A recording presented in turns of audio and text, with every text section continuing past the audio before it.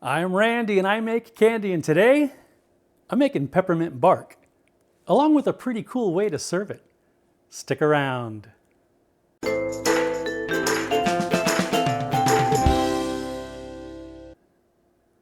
Greetings, my confectionery company, and welcome to Randy Makes Candy, where I help you make tasty treats that people love to eat. Today, as I said, we're going to make some peppermint bark. I just love the cool, refreshing taste of mint, especially when it's paired with chocolate. And it's perfect for the holiday season. In fact, one of the reasons I love this time of year is that it's pretty much the only time that stores stock peppermint ice cream.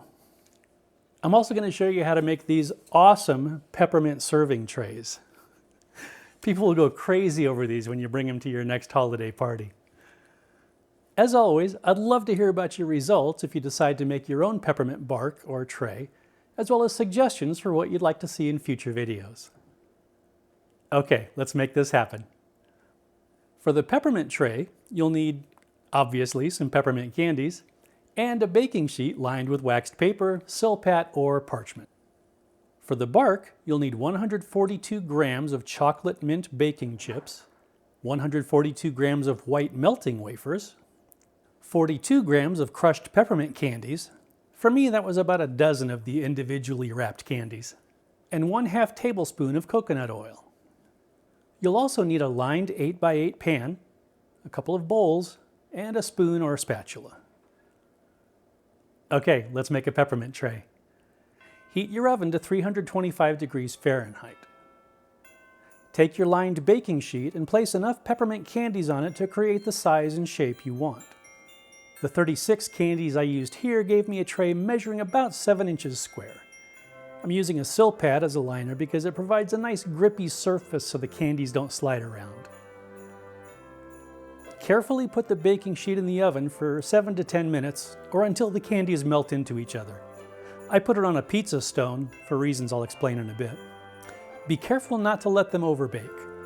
I chose to just sit and watch them melt as I didn't want to take any chances.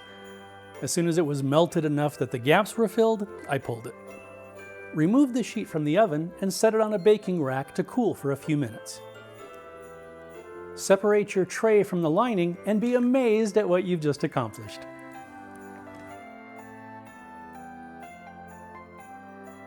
This actually took me 3 tries. The first time the sheet pan warped, just a bit, I think because it heated unevenly.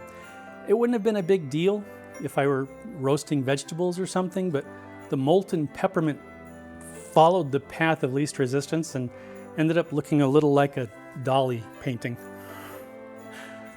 I tried a second time with a smaller pan by a different manufacturer, and by golly, the same thing happened, although to a slightly lesser degree.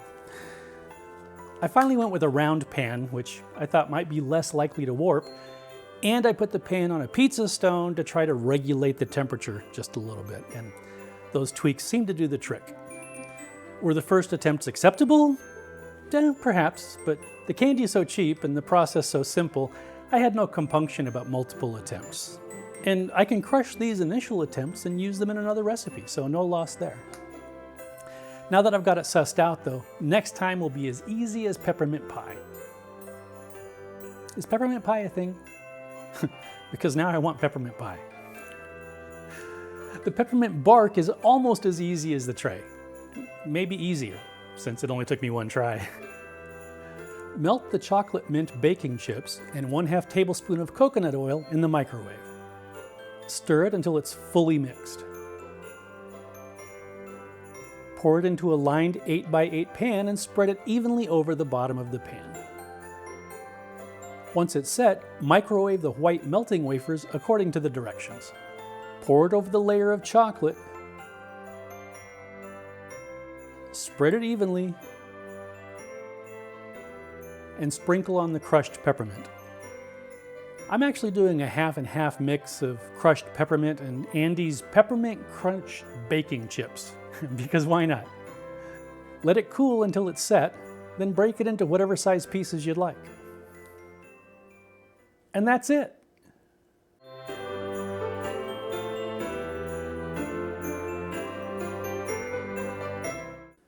Okay, these are ready. Let's have a taste.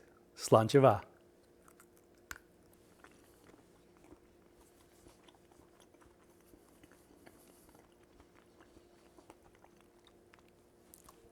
There's that nice snap when biting into it, the crunch of the peppermint candies, the awesome collaboration of the chocolate and mint flavors. You really ought to try these. Does this sound familiar? Greetings, my confectionery compadres, confectionery cohort, cadre, cartel, cabal, cavalier, congregation. You may have noticed that over the past few months I've described you all with a variety of alliteratively evocative endearments. Well, I'm running out. So I thought that I might give you the choice of what you'd like to be called. In the description below, I've listed every descriptive term I've used for you, my dear viewers. If one of those happens to be your favorite, please leave a comment and let me know which one. If there's something else that you'd prefer, then leave that as a comment. Whatever term gets the most votes will be your new nom de chocolat. I do claim the right to veto the winning vote though, so those of you considering Taffy McTruffleface can just stop it right now. I'll let the votes accumulate and the new term will commence with the new year. I look forward to hearing what you think, and as always, I hope you'll join me next time.